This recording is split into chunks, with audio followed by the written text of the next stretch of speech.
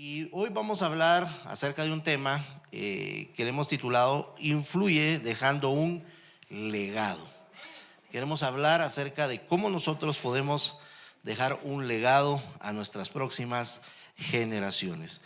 Y voy a tomar de texto segunda carta de Timoteo capítulo 2, verso 1 y 2, en la versión Palabra de Dios para Todos, que dice: Timoteo, hijo mío, saca fuerzas del generoso amor de Dios que Dios nos da por medio de Cristo Jesús. Has escuchado mis enseñanzas confirmadas por muchos. Ahora enséñalas a creyentes dignos de confianza, quienes a su vez puedan enseñarlos a otros. Me gustó mucho esta versión porque, pues, Pablo se consideraba un padre ministerial, digamos, de Timoteo, y él estaba encomendando en este momento que las enseñanzas que él había escuchado ahora las tenía que transmitir a otras personas, pero no para que las enseñanzas se quedaran ahí, sino para que estas enseñanzas fueran trasladadas a otros más.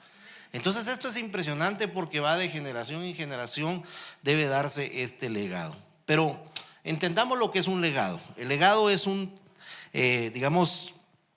es un término, dice, derivado del vocablo latino legatum.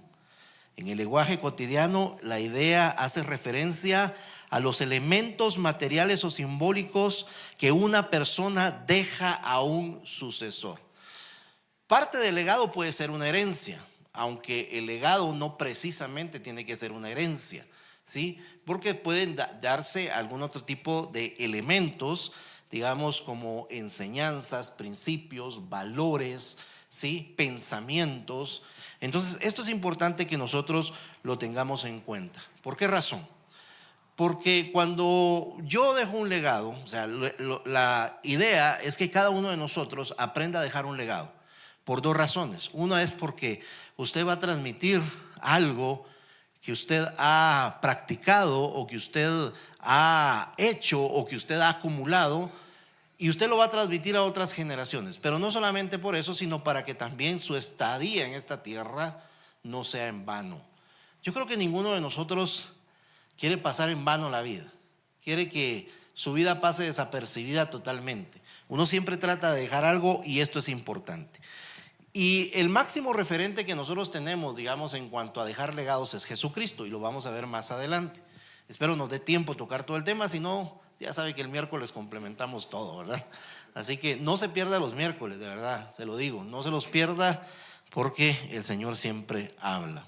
Así que vamos a ver algunas enseñanzas para que nosotros podamos dejar un legado. Quiero hacer una pregunta: ¿cuántos realmente están interesados en dejar un legado? Todos. Yo creo que, ¿y cuándo se empieza a construir un legado? Un legado se empieza a construir ya, hoy. Desde que yo estoy joven tengo que empezar a construir algo para poder dejar. Así que lo primero que vamos a ver es que tu legado es tan importante como tu herencia material. A veces nos preocupamos, muchos de nosotros, por dejar una herencia material a nuestros hijos o a nuestros nietos o a las siguientes generaciones que van a venir detrás de nosotros. Y eso es bueno, eso es bueno. La palabra del Señor dice que el hombre sabio bendice a los hijos de sus hijos y les deja herencia a los hijos de sus hijos. Eso significa a los nietos, ¿sí? Entonces, un hombre que tiene sabiduría se preocupa por eso, por dejar una herencia, algo que dejarle a los demás. Pero quiero decirte que también una herencia puede perderse, ¿sí? Porque si yo puedo dejar una herencia, digamos, dinero o un terreno o una casa o un vehículo o una empresa, cosas materiales, cosas tangibles, pero ¿qué me garantiza a mí que eso no lo puedan perder las siguientes generaciones? En un momento de necesidad pueden vender un terreno, pueden vender una casa, pueden vender el negocio, pueden vender el vehículo. Las cosas tangibles, las cosas materiales se pueden llegar a vender y se pueden llegar a perder. Hay personas que han recibido herencias y cuando reciben la herencia hacen un montón de cosas, y cuando se dan cuenta ya no tienen absolutamente nada, digamos, de la herencia. Pero un legado va más allá. Un legado no solamente se trata de de dar cosas, sino se trata de enseñar valores, enseñar principios. Y todo se inicia construyendo una cosmovisión de vida. Y esto es lo que queremos enseñar hoy. ¿Cómo construir nosotros una cosmovisión de vida que nosotros podamos trasladar a las siguientes generaciones? Y aquí tenemos una definición de cosmovisión. La cosmovisión es la forma de ver la vida. Es la forma de interpretar la vida o el entorno que nos está rodeando, las cosas que nos rodean. ¿Qué es la vida? ¿Qué es la muerte? ¿Qué es, los valores, los principios?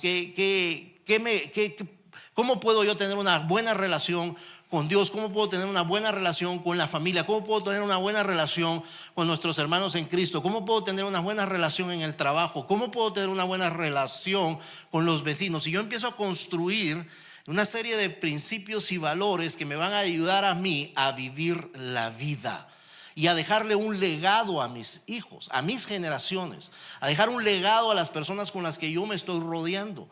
No solamente dejar cosas materiales, sino dejar principios de vida. Y nosotros como cristianos debemos aprender a tener y a formar una cosmovisión bíblica. Tienes que aprender a hacer una cosmovisión bíblica basado en las escrituras, un principio de vida. A mí me impresiona a los judíos, porque los judíos, no voy a totalizar todo, ¿verdad? Es decir, el 100% de ellos, pero sí la mayoría no tiene ningún problema en creer en Dios. Nosotros tenemos problemas en creer en Dios, porque nosotros queremos evidencias, ¿sí o no? Nosotros queremos evidencias de que Dios existe.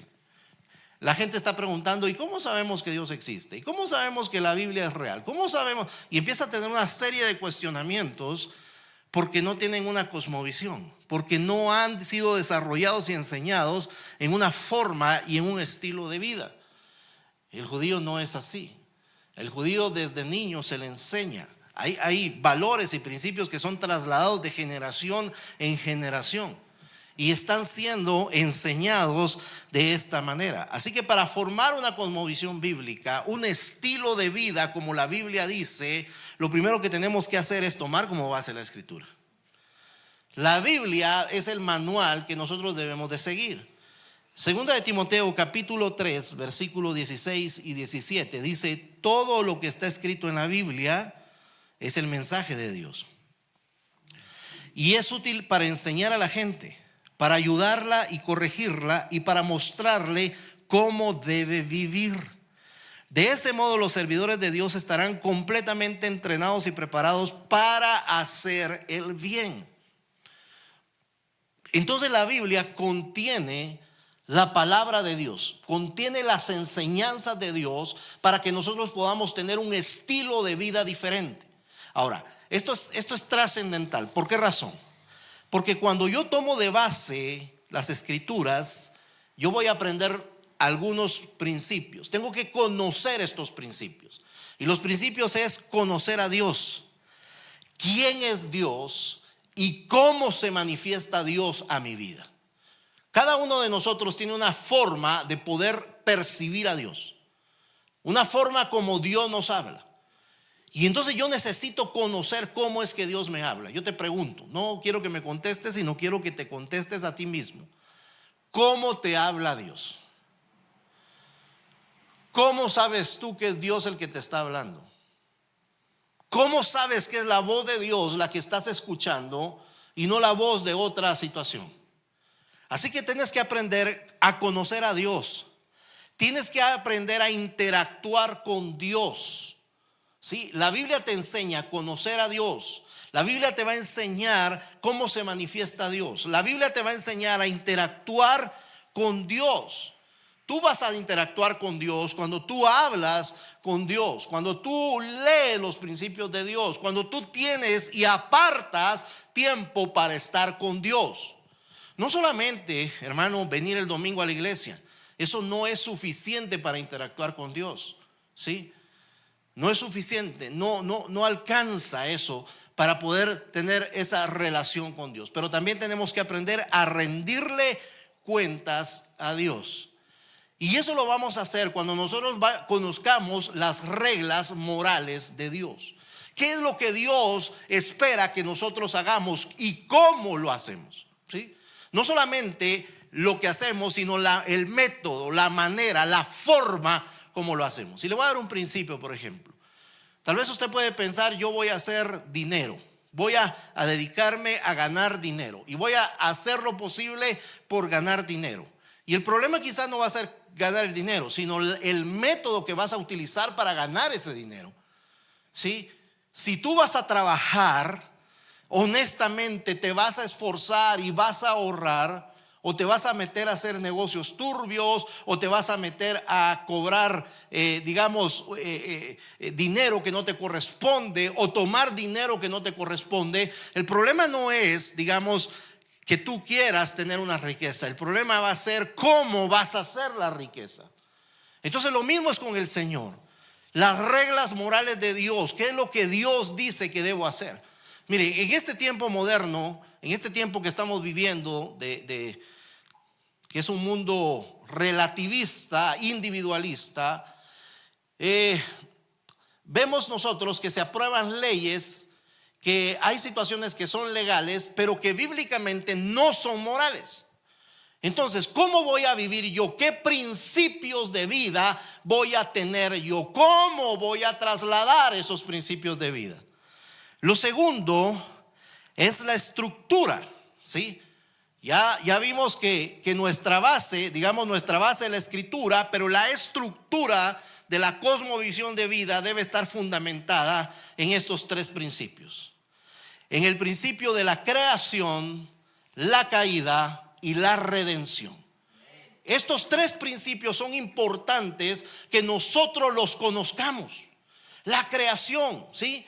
O sea, yo voy a basar mi estilo de vida, mi creencia, mi cosmovisión en la creación. Cómo Dios creó a la humanidad. ¿Qué hizo Dios para crear la humanidad? Aquí tengo algunos pasajes, usted los puede apuntar, que nos hablan acerca de la creación. Génesis 1, la creación, la caída y la redención. Génesis 2, Génesis 3 y Juan capítulo 3. Que nos hablan de la caída, que nos hablan de la creación, que nos hablan de la caída y nos hablan de la redención. Esto es importante. ¿Por qué? Porque entonces yo voy a fundamentar en qué creo con relación a la creación. ¿Cómo se formó nuestro mundo? ¿Cómo se formó la tierra? ¿Cómo vino la vida a esta tierra? Entonces yo fundamento y creo en lo que la Biblia establece en Génesis 1 y Génesis 2. Y ese es mi fundamento de vida. Eso es en donde yo voy a estructurar toda mi vida. ¿Quién sustenta la creación? ¿Quién hace que los mares no se salgan de su cauce, o que los ríos sigan su cauce, o que no llueva más de lo que debe de llover para que haya una inundación? ¿Cómo? ¿En quién está sosteniendo este mundo? También, ¿qué provocó la caída del hombre? Tengo que conocer lo que provocó la caída, la tentación, la desobediencia, lo que provoca esa caída. ¿Qué consecuencias trajo la caída? ¿Qué consecuencias trajo a la humanidad la caída del hombre? Y no se lo voy a explicar yo, usted lo tiene que investigar. Porque si no, ¿cómo forma usted su cosmovisión? ¿En qué cree? ¿Cómo fundamenta usted lo que se está moviendo a su alrededor? Entonces, ¿qué consecuencias trajo la caída, la separación del hombre de Dios, la maldición sobre la tierra, el trabajo forzoso? No el trabajo, sino el esfuerzo extraordinario que ahora hay que hacer para tener el sustento que ahora tenemos. Es parte de la caída. ¿Cómo puede el hombre reconciliarse de la caída? Reconciliarse con Dios. ¿Qué debo hacer para alcanzar esa redención? O sea, eso es parte de lo que yo debo de formar y debo de conocer para tener una cosmovisión. Y número 3, el fundamento es Cristo como Señor y Salvador. Mateo capítulo 7, versos 24 y 27 y 1 Corintios 3, 11 te van a dar el fundamento para que tú fundamentes tu vida en Jesucristo. Y esto es: ¿quién soy yo en Cristo? ¿Quién es usted en Cristo? ¿Qué papel juega? ¿Cómo debe vivir una persona que está en Cristo? ¿Cómo me relaciono con otros cristianos? ¿Cómo me relaciono con los no cristianos?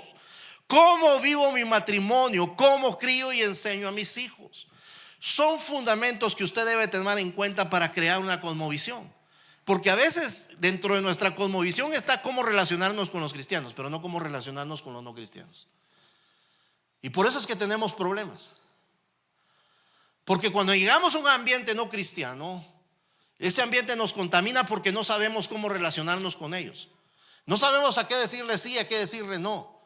Pero nosotros tenemos que tener esa definición. ¿Qué pasa si yo llego a un ambiente no cristiano? ¿Qué pasa si llego a un centro de estudio no cristiano? ¿Qué pasa si llego a una reunión social no cristiana? ¿Qué pasa si dentro de mi familia hay gente que no es cristiana? ¿Cómo voy a relacionarme con las personas? Es parte de la cosmovisión que yo debo de formar. El problema es que muchos de nosotros vivimos solamente como nos venga el día, ¿sí? Nos acoplamos a lo que venga, como venga. Ahí miramos cómo le entramos a la cosa y no tenemos definido una cosmovisión de vida. Y por esa razón tampoco nosotros podemos trasladar nada a las siguientes generaciones, porque no sabemos cómo hacerlo, porque no tenemos definido nosotros mismos cómo va a ser nuestra vida. ¿Cómo voy a vivir? ¿Qué hacer ante ciertas situaciones? ¿Cómo enfrentar ciertos problemas? ¿Cómo enfrentar la muerte, por ejemplo? ¿Cómo enfrentar la muerte de un ser querido? ¿Cómo lo vamos a enfrentar? ¿Qué vamos a hacer? ¿Qué tenemos que hacer? Todavía existen muchas dudas en nuestra mente porque no hemos definido esos parámetros de nuestras vidas. No sabemos cómo hacerlo. Necesitamos tener una cosmovisión cristiana para saber lo que la Biblia establece en cada principio de mi vida. ¿Cómo debo vivir? Ya leímos que la Escritura me va a ayudar a que yo pueda tener un estilo de vida sobre esta tierra. Así que esto es importante, que cada uno de nosotros desarrolle una cosmovisión de vida. Ahora, ¿por qué es importante? Bueno, vamos a ver aquí algunos ejemplos de esto que les estoy hablando, porque se trasladaron, estos principios y valores. Y el primero que vamos a tocar es Abraham. Vamos a ver solamente dos. Génesis capítulo 12, verso 1 al 3 dice: pero Jehová había dicho a Abraham: vete de tu tierra y de tu parentela y de la casa de tu padre a la tierra que te mostraré. Y viene una promesa de parte de Dios: y haré de ti una nación grande, y te bendeciré y engrandeceré tu nombre, y serás bendición.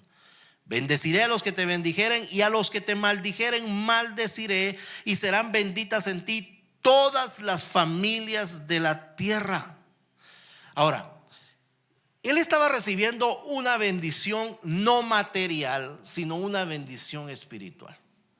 Cuando uno va a leer Hebreos, dice que los patriarcas, tanto Abraham como Isaac y como Jacob, vivieron sobre la tierra como peregrinos, no teniendo un lugar donde establecerse.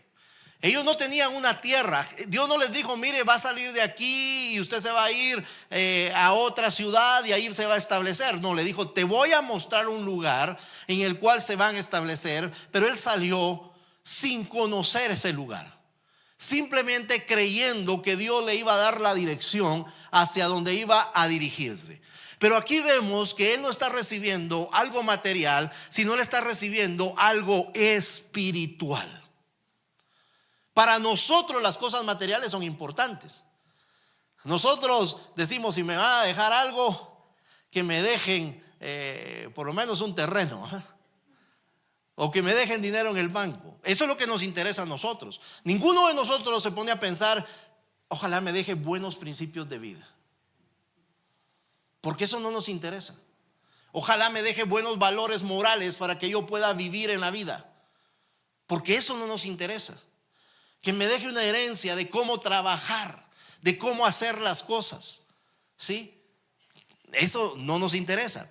Pero él no se queda con esto, sino lo traslada a las siguientes generaciones. Génesis 25:5 dice: y Abraham dio todo cuanto tenía a Isaac. Y todo cuanto tenía no se refiere solamente a la parte material, sino a la parte espiritual. Usted se recuerda cuando Abraham toma a Isaac y se va al monte a sacrificarlo. Cuando iban caminando, Isaac le hace una pregunta. Y la pregunta que le hace es: bueno, llevamos el fuego, llevamos la leña, pero ¿dónde está el cordero? ¿Cuáles fueron las respuestas de Abraham? Dios proveerá. Le estaba enseñando un principio de vida. Le estaba diciendo: Dios se va a encargar de proveer las cosas que necesitamos. Y el Señor hizo un milagro ahí. Proveyó el cordero para el sacrificio. ¿Qué cree que aprendió Isaac? Que Dios era el proveedor, hermano. Que Dios tenía misericordia. ¿Se puede imaginar a Isaac amarrado en las piedras ahí, a punto de ser sacrificado, y diciéndole, Abraham diciéndole: mira, Dios me pidió que te sacrificara? ¿Quién va a entender eso? Díganme. ¿Qué hijo va a entender eso? El Señor me pidió que te sacrificara, y yo voy a ser obediente a Dios porque Dios se encargó de darnos lo que tenemos, y Dios te prometió que vos ibas a nacer de tu mamá, pero Él es poderoso para hacer cualquier cosa. Dios puede proveer. Y yo me imagino a Isaac tratando de entender esas palabras. ¿Quién va a entender esas palabras? Yo no podría entender que mi papá me diga: mira, te tengo que sacrificar, ¿verdad? O usted no lo va a entender tampoco. Uno de joven no entiende. Lo que sí logró entender él fue que antes de ser sacrificado, Dios proveyó un cordero. Dios proveyó un cordero. Y eso es profético, ¿sí? Porque eso es la muerte sustitutiva de Cristo. Cristo es el cordero. Nosotros merecíamos morir por nuestros pecados, pero aparece el cordero, la muerte sustitutiva de Cristo, para sacrificarse por nosotros. Entonces Isaac baja con un legado, baja con una enseñanza, baja él aprendiendo que Dios es el que da esa provisión extraordinaria. Y mire lo que dice Génesis 27, 28 al 29. Él comprendió. Dios pues, acá él está bendiciendo a Jacob y le dice: Dios pues te dé el rocío del cielo y de la grosura de la tierra y la abundancia del trigo y de mosto. Sirva ante los pueblos y las naciones se inclinen a ti. Sé señor de tu hermano, de tus hermanos, y se inclinen ante ti los hijos de tu madre. Malditos los que te maldijeren y bendito los que te bendijeren. ¿Dónde cree usted que aprendió eso? ¿Ah? Esas palabras, ¿dónde las escuchamos? ¿Ah? Fueron las palabras que Dios le dijo a Abraham. Y yo me imagino a Abraham tomando a sus nietos y diciéndoles: Dios nos dio una promesa, Dios nos va a bendecir. Dios dijo que aquellos que nos maldigan, Dios los va a maldecir, pero aquellos que nos bendigan, Dios los va a bendecir. Nosotros en nuestro linaje vas a ser benditas las naciones de la tierra. Y ellos están trasladando y trasladando y trasladando esa bendición. No estaban trasladando tierras porque no las tenían. No tenían una posesión, pero tenían algo espiritual. Tenían principios de vida, tenían unos valores morales en los cuales tenían que regirse, dictados por Dios. Y yo no puedo decirle: mire, lo que pasa es que vivían bajo la ley. ¿A qué ley? Ahí no había ley. No se había creado, no se había inventado. Ahora está Jacob en Egipto. En el verso Génesis 49, verso 8 dice: tú, Judá, serás alabado por tus hermanos, dominarás a tus enemigos y tus propios hermanos se inclinarán ante ti. Mi hijo Judá es como un cachorro de león que se ha nutrido de las presas. Se tiende al acecho como leona que nadie se atreve a molestar. El cetro no se apartará de Judá. Escucha esto: ni de entre sus pies el bastón de mando, hasta que llegue el verdadero rey, quien merece la obediencia de los pueblos. ¿De quién está hablando ahí, hermano? De Jesucristo. Me impresiona porque El Señor Jacob está dando una palabra profética sobre su hijo, lo está bendiciendo, le está diciendo: en ti, Judá, van a ser benditas todas las naciones de la tierra. Él está trasladando lo que recibió de su padre. Él está diciendo: mira, no te estoy dejando un terrenito, no te estoy dejando una casa, no te estoy dejando tu carro, te estoy diciendo que la bendición que viene de Abraham, ahora te la estoy entregando a ti, Judá. Ahora te la estoy entregando a ti. Esa bendición, esos valores, esos principios, lo que Dios dijo que íbamos a hacer, ahora te lo estoy entregando a ti. Judá amarra su asno a la vid y la cría de su asno a la mejor cepa. Lava su ropa en vino, su manto en la sangre de las uvas. Sus ojos son más oscuros que el vino, sus dientes más blancos que la leche. Es impresionante lo que está haciendo Jacob. Y Jacob bendijo a todos sus hijos, pero a Judá, hermano, ahí viene la descendencia de Jesús. De ahí viene nuestro Señor Jesucristo. Él es el Rey de Reyes y el Señor de Señores, pero a ellos les preocupaba más su estado espiritual que su estado material. El mundo ha cambiado esas ideologías, porque a todos nosotros nos importa lo material más que lo espiritual. Nos importa más dedicarnos a hacer riquezas que a buscar el reino. Y no estoy diciendo yo que hacer riquezas sea malo. No estoy diciendo: eso es pecaminoso, hermano, y se va a ir al infierno por eso. No estoy diciendo eso, sino que Dios enseñó a sus hijos a tener un balance de vida, a tener una cosmovisión de vida. Vamos a generar riqueza, pero ¿en base a qué? ¿Quién va a ser la fuente de la riqueza? ¿De dónde vendrá la riqueza que tenemos? Entonces nosotros vemos en Abraham un hombre que recibe una visión y que te la transmite a sus hijos, a su nieto, a su bisnieto y a todas las generaciones. Y nosotros alcanzamos esa bendición a través de Jesucristo. Una herencia, un legado que está dejando a nuestra vida. Pero el segundo es Timoteo. Y mire lo que dice la escritura en segunda carta de Timoteo, capítulo 1, verso 5. Traigo a la memoria tu fe sincera, la cual animó primero ¿a quién? A tu abuela Loida y luego a tu madre Eunice, y ahora te anima a ti también. De eso estoy convencido. Y lo que estaba viendo el apóstol Pablo fue que hubo una abuela que reconoció la grandeza de Dios, que tomó los principios de Dios, que abrazó los principios de Dios y los trasladó a su hija. Y esta hija vino y abrazó los principios de Dios y vivió conforme a los principios de Dios y se los trasladó a su hijo Timoteo. Ahora Timoteo es el reflejo de lo que era la madre y lo que era la abuela, de lo que se está transmitiendo. Ahora la pregunta es: ¿qué estoy transmitiendo yo? ¿Qué principios y qué valores estoy transmitiendo? Mire, quiero decirte algo, hermano. ¿Por qué es importante que tú transmitas estos valores y estos principios? Número uno, porque no eres eterno. Ahorita en esta tierra no lo eres. De esta tierra vamos a partir, hermano. Si hay una realidad, es que de esta tierra todos vamos a partir, buenos y malos. Vamos a partir de esta tierra, porque la palabra dice que van a haber cielos nuevos y tierra nueva. O sea, esta tierra, dice, va a pasar. Esta tierra se va a acabar. Entonces lo seguro es que todos vamos a partir de aquí, sea cual sea la forma como lo hagamos, sea porque nos llegue la hora de morir, o sea que venga el Señor y nos lleve a su presencia, seamos arrebatados por Él. Entonces en esta tierra no somos eternos, y en esta tierra nosotros tenemos que delegar.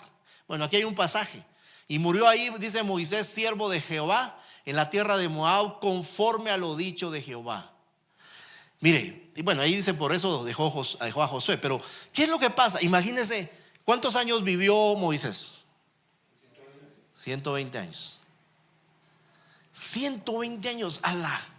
Es una buena cantidad de vida. Gracias, Pablo. ¿Pero qué? Murió. Ni siquiera entró a la tierra prometida. Ni siquiera entró a la tierra prometida. La vio de lejos. La vio de lejos. Vio de lejos la promesa. No entró, Dios no se lo permitió. Dios le dijo: sube al monte y ahí lo vas a ver. Y ahí murió, en ese monte. Y en el libro de Judas, o en la carta de Judas, la Biblia dice que Satanás peleó el cuerpo de Moisés con el arcángel, creo que era Miguel. Peleó el cuerpo. O sea, ¿por qué? Yo me pongo a pensar por qué. ¿Sabe por qué? Porque si Satanás agarra ese cuerpo, la gente lo idolatra. Lo pone y le dice: aquí está. Y lo idolatran a él en vez de al Señor. Por eso era importante que fuera resguardado su cuerpo por parte del Señor. Ahora, vemos estos principios, vemos estos valores. No somos eternos. Y es para que no vivas en vano en esta tierra. Para que el paso tuyo en esta tierra no sea por gusto, sino que haya algo importante. Mire, Jesús le dijo esto a sus discípulos: vayan y hagan más discípulos. Háganlo en todas las naciones. Bautícenlos en el nombre del Padre, el Hijo y el Espíritu Santo. Hermano, Jesús es el nombre más conocido en el mundo. Jesucristo. Pero ¿sabe por qué? Por la obra que hacen sus discípulos. Cuando usted le pregunta, quiero hacer una pregunta: ¿cuántos cristianos hay aquí? Levante su mano.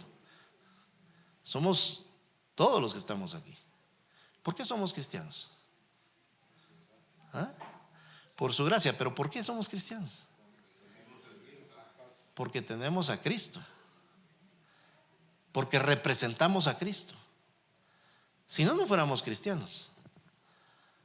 Sino que somos cristianos porque tenemos a Cristo y representamos a Cristo. Somos representantes de Cristo aquí en la tierra. Algunos están acá representando a sus familias, ¿sí o no? Ustedes representan una familia. Cada uno de ustedes representa una familia. Representamos una familia. Así que nosotros no queremos vivir en vano, sí. Y lo tercero es para preparar a otras personas para continuar el trabajo que nosotros estamos haciendo aquí en la tierra. Y esto puede ser un trabajo espiritual, un trabajo secular, un trabajo de cualquier naturaleza. Lo importante es que nosotros podamos transmitir lo que Dios nos ha dado. Voy a quedarme hasta acá el miércoles. Mire, pues, el miércoles. Pido perdón a lo que va a predicar miércoles, pero no va a predicar miércoles, voy a predicar yo. El miércoles les voy a hablar acerca de la intencionalidad de transmitir el legado. ¿Cómo puedo ser yo intencional? Y voy a enseñar, o vamos a hablar de cómo los principios para transmitir ese legado. La intencionalidad y los principios para transmitir ese legado. Yo quiero que te lleves algo en esta hora. Por lo menos te vas a llevar un concepto que es la palabra legado. Si no te quedó claro la palabra cosmovisión y palabra legado, ve, investiga lo que eso significa para que tu mente se aclare. Pero lo que yo quiero que tú te lleves en este día es que tú tienes que formar un legado en base a una cosmovisión bíblica, la cual tú debes trasladar a tus generaciones. Yo necesito hacer un legado para mis generaciones, basado en lo que las escrituras dicen, para que mis generaciones tengan garantizado el éxito de parte del Señor. Quiero invitarte a que te pongas de pie.